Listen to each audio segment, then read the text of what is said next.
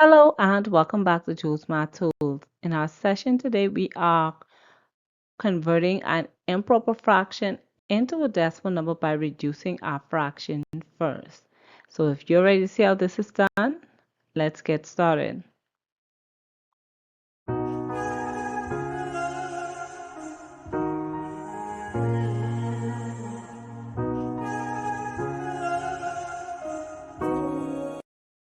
Okay, so in our first example, we are going to be simplifying our fraction 32/6 before changing it into a decimal number.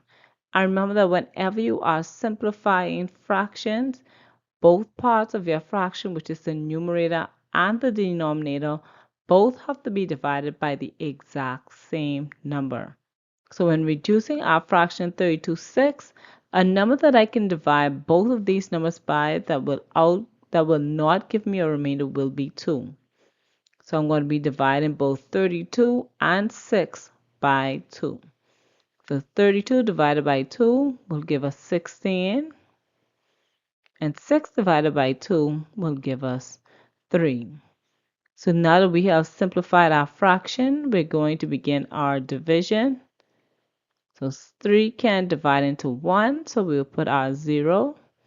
3 will divide into 16 5 times. 5 times 3 is equal to 15.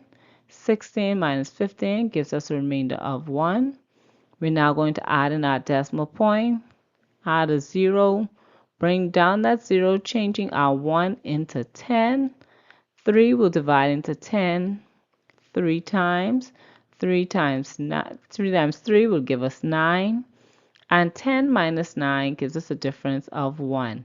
And at this point, when we get the 1 back, we know that we are now working with a reoccurring number.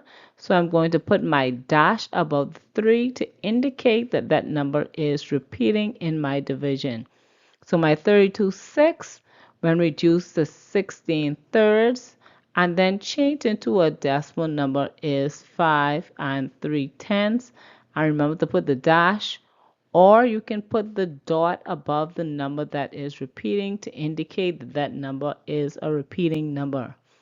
And when you look at your fractions 32/6 and 16/3, remember that these are equivalent fractions where the fractions may be different, but their decimal value is still the same. That is why we ended up with the exact same number for 16/3 that we did for 32/6. So let's try another example.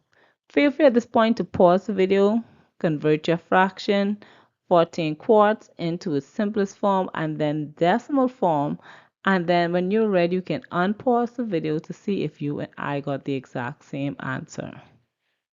So let's begin by simplifying our fraction first. So we're looking for a number that we can divide both 14 and 4 by at the same time. That will not give us a remainder, and we can divide both of these numbers by 2. And when 14 is divided by 2, we will get 7. 4 divided by 2 will give us 2.